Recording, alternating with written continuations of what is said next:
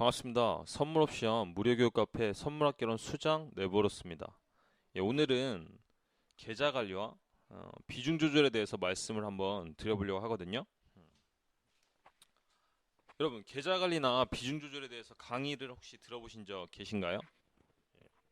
뭐 다는 아니더라도 아마 소수 분들은 들어보신 적 있으실 거라고 생각합니다. 근데 제가 지난 강의에서도 누누이 말씀을 드렸는데요. 기법보다 중요한 게 뭐다? 네, 맞습니다. 계좌 관리와 마인드 세팅이라고 말씀을 드렸었잖아요. 오늘은 그 중에서 계좌 관리와 비중 조절에 대해서 조금 더 자세히 알아보려고 합니다. 그러면 계좌 관리가 뭘까요? 네, 네, 그렇죠. 비중 조절과 제가 구분지어서 말씀드리는 것이 조금은 어려워서요. 지금부터는 총괄적인 개념으로 이해를 해주시면 될 것 같습니다. 아시겠죠? 음, 근데 쉽게 설명을 드리면 제가 생각했을 때 계좌 관리는 바로 이겁니다. 여러분이 일반적인 업체를 사용해서 매매를 하시는 분들은 투자금이 한 100만 원, 한 1000만 원 정도 있다고 가정을 한번 해볼게요. 그럼 여기서 계좌 관리란 한 번의 매매를 통해서 얼마 정도를 손해 볼 거냐, 그거에 대해서 고민을 해보는 게 바로 계좌 관리의 시작입니다. 여러분, 여기서 분할 매수는 일단 논외로 하겠습니다. 왜냐하면 선물 매매에 있어서 분할 매수가 얼마나 위험하고 또 무모한 행동인지, 그리고 여러분들이 분할 매수를 함에 있어서 무엇을 생각해 봐야 되는지 제가 잠시 후에 좀 짧게나마 강의를 한번 해드릴 거거든요. 그렇기 때문에 분할 매수는 논외로 하고 말씀을 드릴게요. 근데 이거 들으시면서 좀 기분 나쁘신 분들 계시죠? 아니, 매매를 시작도 안 했는데 왜 재수없게 벌써부터 손해볼 거 생각해요? 막 이렇게 생각하시는 분들 계신가요? 아, 네, 맞습니다. 바로 이게 여러분들과 저와의 마인드 차이죠, 바로. 좀 이렇게 말하면 좀 그렇지만 고수와 초보들의 생각하는 차이가 분명히 있습니다. 일반적인 개인들은 이 자리에서 들어가서 얼마 먹으면 뭐 몇 틱 오르면 얼마 먹겠다? 계산기 두드릴 때 소위 말하는 고수들은 이번 매매에서 손실을 보면 얼마를 잃을지를 먼저 계산합니다. 절대 수익을 먼저 계산하지 않아요. 여러분, 이게 되게 건방진 소리처럼 들리시겠지만 최소한 지금 여기서 제 강의를 듣고 계신 분들 중에 저보다 매매와 계좌 관리에 있어서 적립이 잘 되신 분은 없다고 저는 생각합니다. 그리고 여러분들도 그거를 암묵적으로 인정하고 계시기 때문에 제 강의를 듣고 계신 거잖아요. 그쵸? 그럼 일단 제가 여러분보다는 고수라는 걸 인정을 해주시고 제 말대로 믿고 한번 생각을 해보시기 바랍니다. 그리고 제 말대로 믿고 따라와 주시기 바랍니다. 먼저 매매 전에 가장 중요한 것은 내가 이번 매매를 통해서 얼마를 손해 볼 것이냐, 이렇게 생각해 보는 게 가장 중요하다고 말씀을 드렸어요. 그러면 초보자들의 매매가 국내 선물을 기준으로 얼마나 얼토당토하지 않은지 제가 한번 알려드리도록 할게요. 첫 번째, 손절에 대한 기준이 없어요. 본인은 1000만 원을 가지고 매매를 하고 있는데 잃고 싶은 돈은 10만 원이란 말이죠. 근데 자신의 기법은 어떤가요? 어, 손실에 대한 기본적인 리스크가, 그러니까 자기가 한번 손절할 때 손해를 보는 크기가 한 10틱 정도란 말이에요.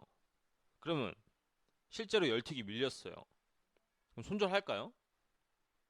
어떠실 것 같으세요? 네, 맞습니다. 손절이 안 나가게 되는 거죠. 왜 안 나간다? 본인은 10만 원을 잃고 싶은데 10틱을 손해보면 25만 원을 손해를 봐야 되기 때문에 그 크기가 인정이 안 되는 겁니다. 그렇기 때문에 어떻게 할까요? 맞아요. 에라 모르겠다. 그리고 물타기를 하게 됩니다. 근데 이런 날 꼭 어떻게 되죠? 이게 되게 슬픈 얘기인데, 이런 날은 꼭 반등 없이 원웨이로 장이 빠져버립니다. 그러니까 본인이 매수를 들고 있다. 그럼 외국인이 그날 1조를 매도해 버려요. 반대로 내가 매도를 들고 있다. 그럼 그날은 특이하게 외국인이 1조를 매수해 버립니다. 여러분, 제 말이 틀렸나요? 아마 한 80에서 90% 정도는 그런 날 많으시죠? 이런 분들은 지금 당장 매매 기법을 바꾸시든지 아니면 손절에 대한 리스크의 크기를 조금 더 확보하셔서 나는 언제든지 25만 원 정도는 손실 볼 수 있다는 생각을 가지시고 자기 스스로한테 명분을 준 다음에 손절을 하셔야 돼요. 제 말 이해 가시죠? 그럼 다른 예를 하나 더 들어보도록 하겠습니다. 2번인데요. 매매를 잘하는데 수익이 쌓이지가 않아요. 이런 경우 사실은 되게 많거든요. 그리고 매매를 좀 해보신 분들 중에 이런 경우가 상당히 많을 거라고 생각이 됩니다. 왜 그럴까요? 제 말이 좀 빠른가요? 그렇진 않죠. 어, 본인이 손절할 때는 5틱을 손절하고 먹을 때는 7틱을 수익 나는 나름의 논리적인 매매를 하고 있는데도 좀처럼 계좌가 불어나질 않아요. 그 이유가 뭘까요? 네, 맞습니다. 바로 어쩔 때는 7계약, 어쩔 때는 5계약, 본인이 내키는 대로 매매를 하기 때문입니다. 근데 이럴 땐 또 어떻게 되죠? 네, 맞죠. 아니, 되게 진짜 억울한 것도 있는데, 이 개민들의 슬픈 예감은 틀린 적이 없어요. 꼭 내가 7계약 들어갈 때는 손해를 보고요. 소계약, 뭐 3계약, 4계약, 아니면 그냥 한번 찔러보기 식으로 한두 계약이 들어가면 그날은 그렇게 반등을 잘해요. 그래서 이렇기 때문에 매매를 할 때는 어떻게 해야 된다? 예, 맞습니다. 동일한 비중으로 조절을 해서 매매를 해야 된다. 그래서 바로 비중 조절이 중요하다는 얘기가 나오게 되는 겁니다. 그럼 여러분, 이상적인 매매는 어떻게 해야 될까요?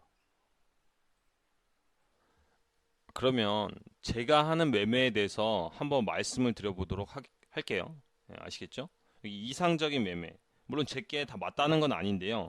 일단 제가 시장에서 돈을 벌고 있으니까 제 매매와 여러분들의 매매를 한번 객관적으로 비교를 해보시기 바랍니다. 네버로스의 매매는 리스크의 크기, 저는 1회 매매할 때 100만 원 정도의 손실이 가능하다고 생각을 하고 있습니다. 실제로 100만 원 정도의 손실은 감수할 수 있고요. 그리고 먹을 때는 100만 원보다는 조금 더 큰 수익을 창출하고 싶습니다. 그리고 제 기법의 진입, 그러니까 제가 만든 기법에서 평균적으로 5틱 정도 손절을 하더라고요. 뭐 많을 때는 6틱, 그리고 또 짧을 때는 4틱 정도.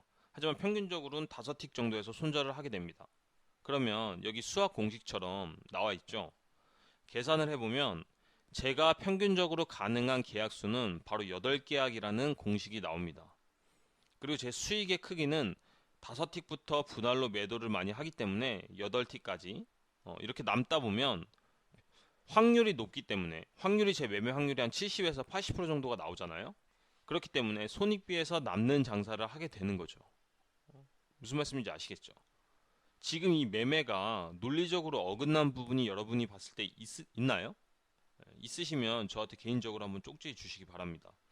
아마 없다고 느끼실 겁니다. 바로 여러분들도 이런 매매를 하셔야 된다는 겁니다. 무슨 말인지 아시겠죠? 그럼 지금 시간이 좀 없으니까 제가 분할 매수에 대해서만 짧게 설명을 한번 해드리도록 하겠습니다. 여러분이 왜 분할 매수를 하면 자꾸 손해를 보고 분할 매수만 하면 계좌가 박살이 나는지, 그리고 앞으로 어떤 것들을 신경 쓰고 분할 매수 하셔야 될지 제가 알려드릴게요. 국선은 당일 종목이니까요. 제가 해선까지 포함해서 설명을 한번 드려보도록 할게요.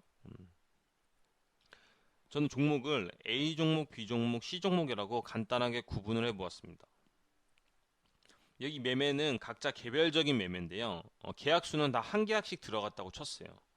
그러면 A 매매는 손실을 보고 B 매매는 수익을 보고 C 매매도 수익을 봤습니다. 그럼 저는 이 1회차 매매에서는 어떻게 됐을까요?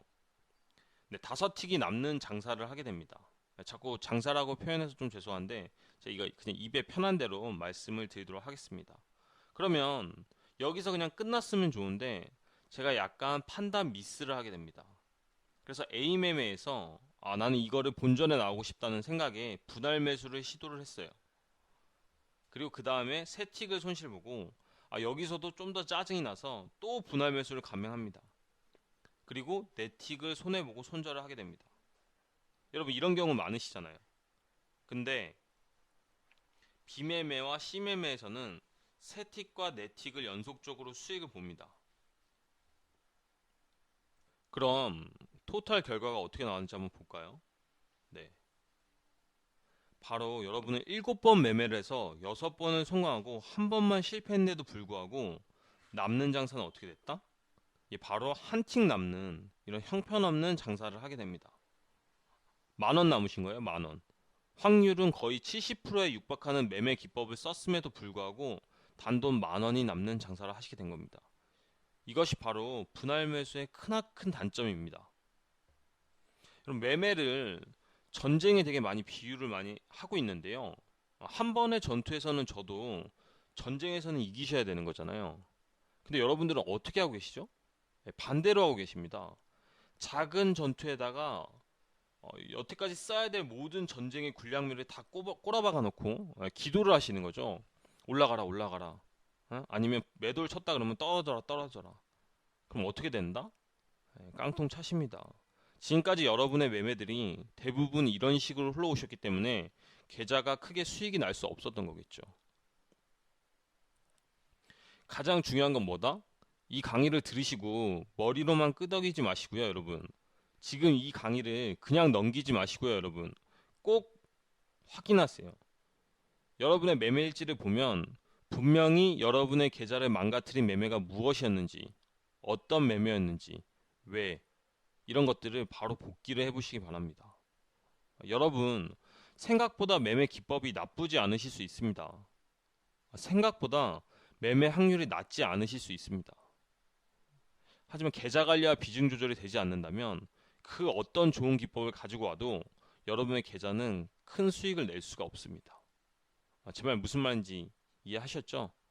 내일은 좀 더 나은 강의로 찾아뵙도록 하겠습니다. 감사합니다. 네브로스였습니다.